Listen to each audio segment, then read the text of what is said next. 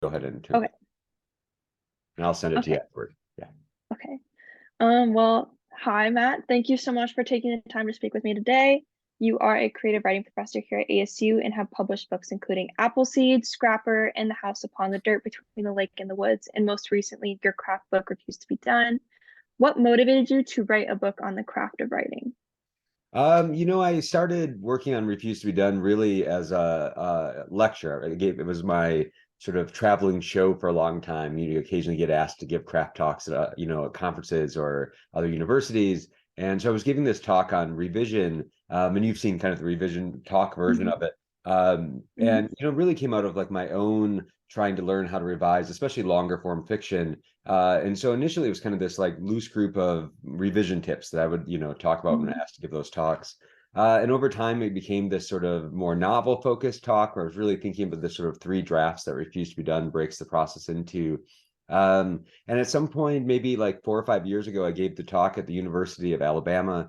And a professor there, Heidi Lynn Staples, came up to me afterwards and said, "You know, that talk's a book, right?" And I was like, "No, I did not, but maybe I'll write it." mhm. And so lucky to sort of have Heidi Staples push to get me to put it into book form.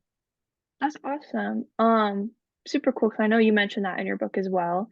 So what did your writing process look like for Refused to Be Done, and how was it different from maybe like writing a fiction novel? Yeah, I think maybe the big difference was that in some ways, I don't really outline when I'm writing novels in advance. And I think with Refuse to Mhm, Be Done, I had a little better idea maybe of like how I wanted to go through it. So, I know people are always sort of asking about like technology for writing or using Word or Scrivener or different things like that. And I've never really written fiction in anything but Word, but actually wrote Refuse to Be Done in Scrivener. That worked really well for me. I was able to sort of outline and arrange in a different way. So the only thing I've written in that, but it was sort of a different process. And then kind of weirdly, like the revision process for this book on revision was also the process outlined in the book, right? So I mhm, also, did a lot of the things that the book said to do with fiction as I was working on the nonfiction version of it.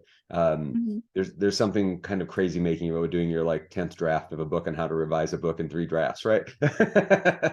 But was, I think useful in that way. So in some ways pretty similar. Then, of course, I had first readers who I thought of as almost like play testers. I had some friends who were like revising books who read the book while they were working on it and sort of, seeing what was useful to them and what wasn't was really great to sort of pare down maybe some of what was in it. Cool, cool. So kind of something that you've already kind of mentioned already is that you kind of have this sort of like three draft like approach. And within those like three draft sections, there's like these exercises that the readers can kind of go through depending on like what stage of writing that they're in. So how did you sort of decide which exercises to include for each chapter?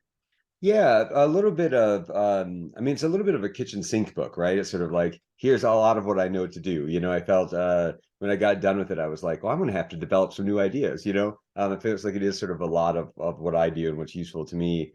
I think, some things could go in different drafts, right? Because really this kind of stuff you do in a first draft, you're still doing some of it in like a third draft. It sort of pursues, but really trying to think about what's sort of useful or most useful sort of to bucket together, the three drafts having that focus on like generative revision and then narrative revision and then polishing revision, just thinking about what maybe most naturally fits in each place. And then also thinking about what carries forward. Like I said, a lot of the first draft stuff is you really do it again in draft two. And so, presenting that kind of material first, obviously, means that you already know it when you start thinking about draft two. So a little bit of just thinking through the process. I think there's also a combination of from my own teaching of novel writing. I've been teaching novel writing workshops at ASU and other places for like 10 years. And I think you get a sense, especially what I see is usually that first draft work of what people need in that phase or what kind of advice is sort of most useful. So a combination of sort of my own experience as a writer and then just what I see in students and friends, and what kind of thinking is most useful at what stage of the process. That's cool. Yeah. I think something that you mentioned too, is that like I know you've mentioned this in class, is that you can definitely there's parts of each section that you maybe can apply to like different drafts or sort of work through that in a way. So it kind of provides like different exercises as you're going through the phases, which is really awesome for readers too. Um, but in an interview with Hannah Gerson from The Millions, you mentioned how your novel gives a sort of concrete series of steps to take So the nebulous, just keep making it better until it's finished. So keeping that in mind, how did you know that the works you have produced and published so far had reached a point where no more revision could be made and were completely finished? Yeah, that's, I mean, it's a great question. And it's funny because I feel like the premise of the book is sort of like, refuse to be done. And the question everyone wants to know is like, but really, when are you done? Which Yeah. feels appropriate. For me, like the process that's in refuse to be done is really everything I do before I show it to someone. And I think when I get to the end of that process, which can be a couple years for a book, I usually feel pretty good about it. I at least feel like I've done everything I know how to do, which is a different way of being done, right? Like there's not, Yep. it's the the point that's the farthest I can take it on my own. Because at this point, of course, I've written enough books that I'm used to going through like the process of my agent and my editor and outside readers. But I really go into that process feeling like I've sort of done everything. And there really is a tightening that happens in like that third draft phase, that if you haven't gone through like the whole process by yourself at this sort of scale, it's sometimes hard to believe will happen. There's this moment where like everything is getting like right sized, and you can feel the language is suddenly like, oh, this is kind of like what books on the shelf sound like, instead of like first draft language. And you do feel that sort of completeness come in.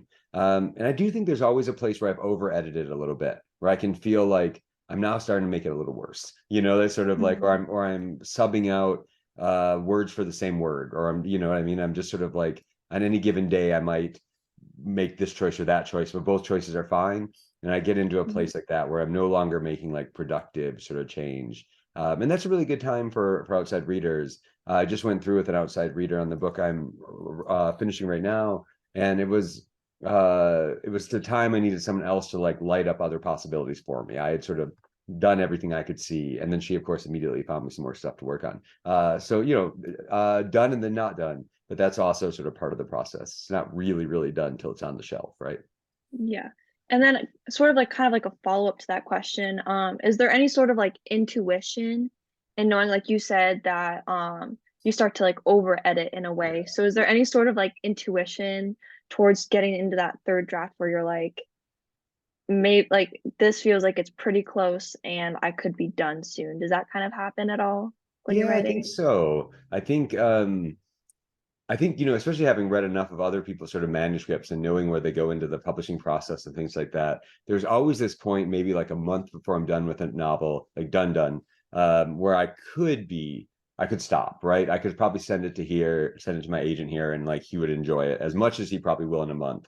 But that last month of work is also a place where almost saves around to editing with someone else, that like willingness to go a little past the like point of acceptability or past like good, trying to get to sort of great. A lot of like good work gets done in that, and it could be done with an agent or an editor, but I would rather take it a little farther myself if I can.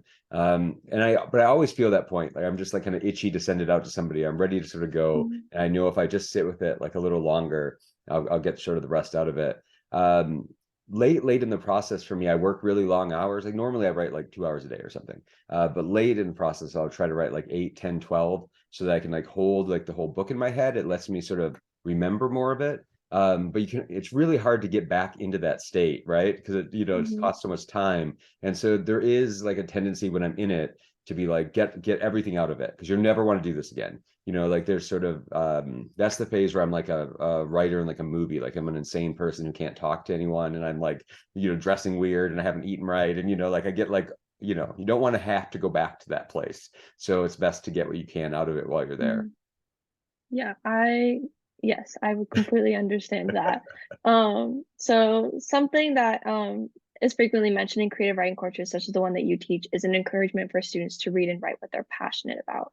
So what kind of books do you look for when you read, and are there any writers you've read recently that have inspired your work?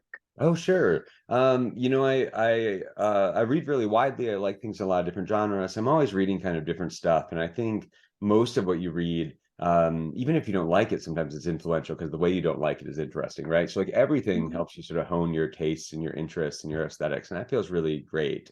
There are people I go back to all the time that are really important to me. Writers like Dennis Johnson or Ursula Gwynn, Don DeLillo, Cormac McCarthy, Toni Morrison, and Carson. Some of those people are like always on my mind, and they're always sort of nearby. My desk is always full of like just things that are important to me or sort of inspiring. Like I think my childhood like Lion Lewis in the Wardrobe is in my desk like for like 2 weeks. It just like makes me happy to have it around, sort of thinking about these books that you love and care about. What have I read recently that I really liked? I just read a book called I'm gonna look at the title so I get it right. It's The Traitor Baru Cormorant by a guy named Seth Dickinson. That's a like political fantasy novel that I just thought was spectacular. It felt like a model for how to write a certain kind of book that was like really thinking about politics and colonialism and utopia and things like that. Yeah, and was like a great story, right? So you kind of felt like, oh, this is how you write like a really smart book that's also like a great adventure. And always happy to find something like that. Those feel like real sort of keys to the kingdom. Um, I think not every book you're going to take apart as you read it, right? A lot of books just get read. And every once in a while you read something, you're like, well, I'm gonna keep thinking about this, and I'm gonna study how this is done, which I think is one of the pleasures of sort of being a writer as well. Absolutely, absolutely. And one final question for you today. How has your experience as a teacher sort of helped shape your writing? Yeah, I think it's shaped it a lot. Even in like reading widely, I think when I first started teaching, I always taught like pretty diverse syllabi and had lots of different kinds of writers on the course reading list. But I realized at some point that a lot of my examples, just off the top of my head, would come from just like whatever I liked, but didn't always connect with students. And I realized that I wanted to read really widely so that I had an idea of what students were doing, even if it wasn't a genre that was sort of my preference.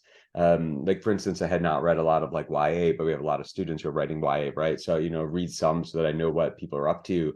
And I think it's not like a drudgery to do that, right? I just find all this good stuff in genres that I had not read much in, and that ends up being really exciting. So I think that's a big part of it. And then maybe the other half is that in having to explain how to do some of this stuff, you of course like learn how to do it better yourself. There are the things that were really easy for me or that are intuitive for me were when I first started teaching very hard to teach. The two hardest things to teach are the things you're best at and the things you're worst at. Like the good stuff, you're like, well, I don't really know how I do this. I just do it. And that's frustrating for students. And the stuff you're bad at, you sort of shy away from because you're not good at it. So teaching has been a reason to sort of deepen my craft and sort of to be a better teacher in that way. This Refuse to Be Done would not have been written if I wasn't a teacher. I think like I just wouldn't have the material in that format, and I wouldn't be able to talk about the way I do. So that's lucky. And then as you know from being in the kind of class that you're in, both at the undergrad level and at the MFA, every year a new cohort of like smart, interesting, talented people to talk writing with comes through, and that's a pretty neat gift to have in your life, right? This like constantly renewing source of good writers. So I think that's a really lucky thing that I get to experience at ASU. That's awesome. Yeah, and I definitely think that there is something in play with that too, with like you get to kind of work with like writers of all experience. So you get to kind of like work with like the process of different students too, which is awesome. And well, that was all my questions for you. Great. Thank you so much for your time. And yeah, we can probably stop the recording right Okay, here. sounds great. Well, it's my pleasure. Thank you.